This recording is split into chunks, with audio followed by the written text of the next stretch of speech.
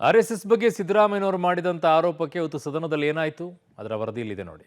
ಹೆಚ್ಚು ಅಪರಾಧ ಮಾಡೋರೇ ಆರ್ಎಸ್ಎಸ್ನವರು. ಸಿಎಂ ಹೇಳಿಕೆಗೆ ರಣಾಂಗಣವಾದ ವಿಧಾನಸಭೆ. ಹೇಳಿಕೆ ವಾಪಸ್ ಪಡೆಯುವಂತೆ ಬಿಜೆಪಿ ಆಗ್ರಹ. ಅಪರಾಧಗಳನ್ನ ಮಾಡ್ತಕ್ಕಂಥವ್ರೆ ನೀವು ಜಾಸ್ತಿಯಾಗಿ ಆರ್ಎಸ್ಎಸ್ನವರು.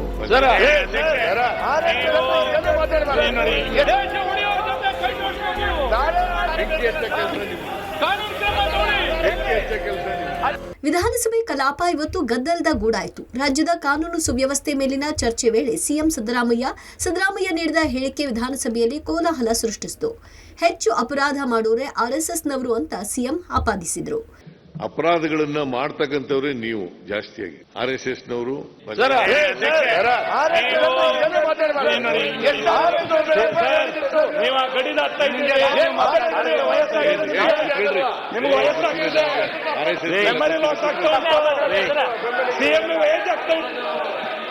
ದೇಶದ ರಾಜಕಾರಣ ಮಾಡೋರೇ ಇವರು.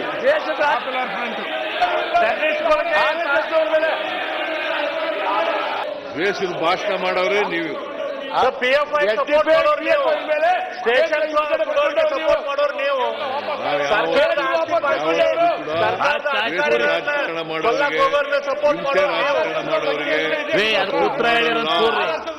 ಸಿಎಂ ಆರೋಪ ಬಿಜೆಪಿ ಸದಸ್ಯರನ್ನ ಕೆರಳುವಂತೆ ಮಾಡಿತು. ಸಿಎಂ ಆಪಾದನೆಯನ್ನ ತೀವ್ರವಾಗಿ ವಿರೋಧಿಸಿ ಹೇಳಿಕೆ ವಾಪಸ್ ಪಡಿಬೇಕು, ಕಡತದಿಂದ ತೆಗಿಬೇಕು ಅಂತ ಆಗ್ರಹಿಸಿದ್ರು.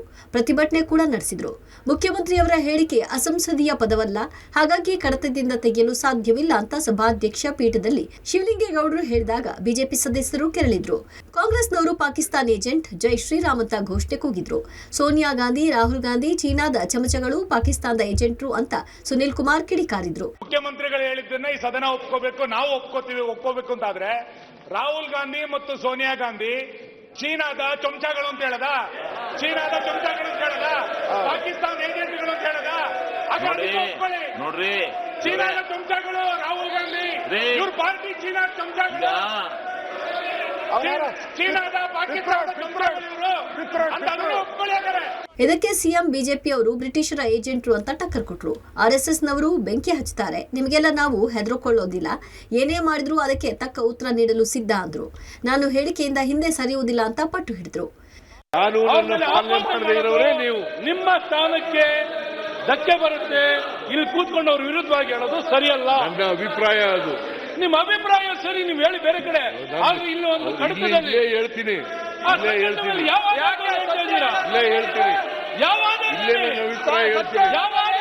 ನಾನು ನಿಮ್ಗೆಲ್ಲ ಎದುರ್ಕೊಳ್ಳಲ್ಲ. ಆರ್ಎಸ್ಎಸ್ ಅವ್ರಿಗೆಲ್ಲ ಸರ್ಕಾರ ನಡೆಸೋರು ಈ ರೀತಿ ಮಾತಾಡಿದ್ರೆ ಬರೇ ಬೆಂಕಿ ಹಚ್ಚೋದೇ ಕೆಲಸ.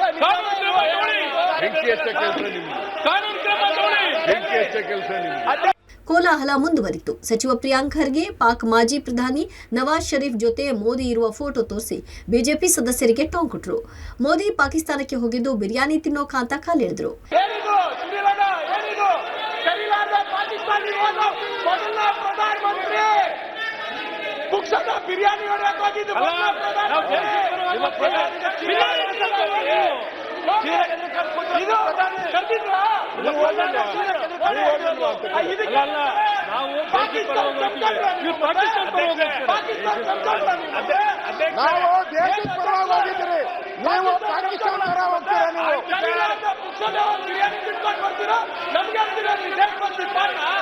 ಕೊನೆಗೆ ಸಭಾಧ್ಯಕ್ಷ ಸ್ಥಾನದಲ್ಲಿದ್ದ ಶಿವಲಿಂಗೇಗೌಡ ಆರ್ಎಸ್ಎಸ್ ಬಗ್ಗೆ ಸಿಎಂ ಬಳಸಿದ ಪದ ಕಡತದಿಂದ ತೆಗೆಯುವುದಾಗಿ ಹೇಳಿದ್ರು.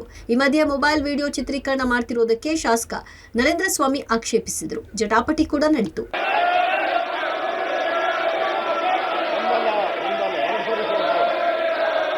ಒಟ್ನಲ್ಲಿ ಸದನದಲ್ಲಿ ಇವತ್ತು ಆರ್ಎಸ್ಎಸ್ ಬಗ್ಗೆ ಸಿಎಂ ಮಾಡಿದ ಮಾತು ಹೊಸ ವಿವಾದಕ್ಕೆ ನಾಂದಿ ಹಾಡಿದ್ದು ಸುಳ್ಳಲ್ಲ. Political bureau, public TV. ಅಲ್ಲಿ ಇಲ್ಲದೆ ಇರುವಂಥ ವಿಚಾರದ ಬಗ್ಗೆ ಮಾತನಾಡಿದಾಗ ಏನಾಗುತ್ತೆ ಅದು? ಮಾನ್ಯ ಸಿದ್ದರಾಮಯ್ಯನವರು ಗೌರವಯುತವಾಗಿ ಒಂದಿಷ್ಟು ಉಳಿಸ್ಕೊಂಡಿರುವಂಥವ್ರು, ಅದನ್ನು ಈ ಥರ ಎಲ್ಲ ಹೇಳಿಕೆಗಳನ್ನು ಕೊಟ್ಟು ಹಾಳು ಮಾಡ್ಕೊಳ್ಳೋದು ಅಥವಾ ಬೇಕಾಗಿದ್ದೇ ಅದೇನ ಅಂತ ಸದನದೊಳಗಡೆಗೆ ಏನಪ್ಪ ಗೊತ್ತಿಲ್ಲ.